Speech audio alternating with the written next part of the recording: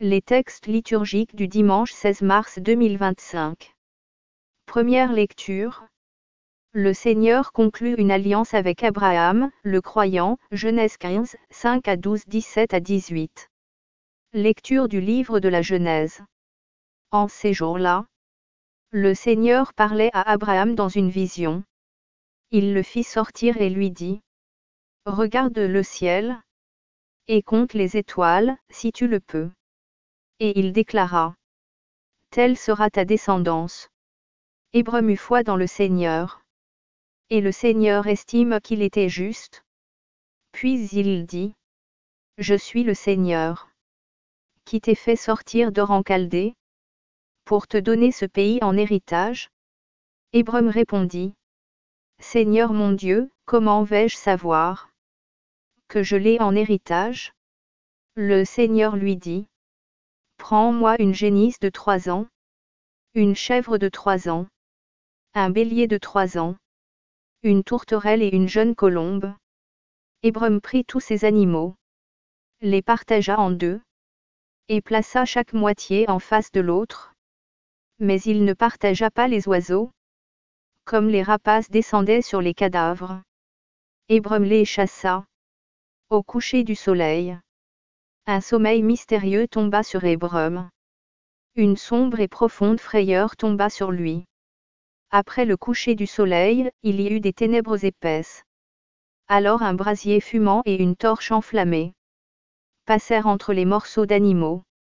Ce jour-là, le Seigneur conclut une alliance avec Abraham. En ces termes : À ta descendance je donne le pays que voici. Depuis le torrent d'Égypte jusqu'au grand fleuve, l'Euphrate. Parole du Seigneur. Psaume. Psaume 26, 27, 1, 7 à 8, 9 à B, C, D, 13 à 14. Le Seigneur est ma lumière et mon salut. De qui aurais-je crainte ? Le Seigneur est le rempart de ma vie. Devant qui tremblerais-je ? Écoute, Seigneur, je t'appelle. Pitié. Réponds-moi. Mon cœur m'a redit ta parole.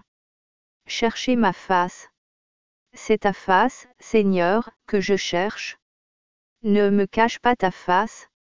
N'écarte pas ton serviteur avec colère. Tu restes mon secours. J'en suis sûr, je verrai les bontés du Seigneur sur la terre des vivants. Espère le Seigneur, sois forte et prends courage. Espère le Seigneur. Deuxième lecture. Le Christ transformera nos pauvres corps à l'image de son corps glorieux, Philippiens 3, 17, 4, 1. Lecture de la lettre de Saint Paul apôtre aux Philippiens. Frères, ensemble imitez-moi. Et regardez bien ceux qui se conduisent selon l'exemple que nous vous donnons. Car je vous l'ai souvent dit. Et maintenant je le redis en pleurant. Beaucoup de gens se conduisent en ennemis de la croix du Christ. Ils vont à leur perte. Leur Dieu, c'est leur ventre.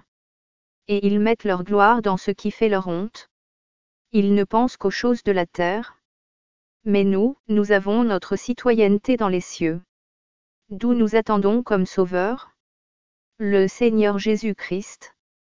Lui qui transformera nos pauvres corps à l'image de son corps glorieux, avec la puissance active qui le rend même capable de tout mettre sous son pouvoir.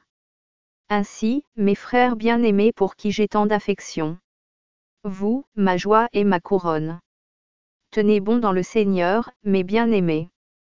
Parole du Seigneur. Évangile. Pendant qu'il priait, l'aspect de son visage devint autre, Luc 9, 28b à 36. Évangile de Jésus-Christ selon saint Luc. En ce temps-là, Jésus prit avec lui Pierre, Jean et Jacques. Et il gravit la montagne pour prier. Pendant qu'il priait, l'aspect de son visage devint autre. Et son vêtement devint d'une blancheur éblouissante.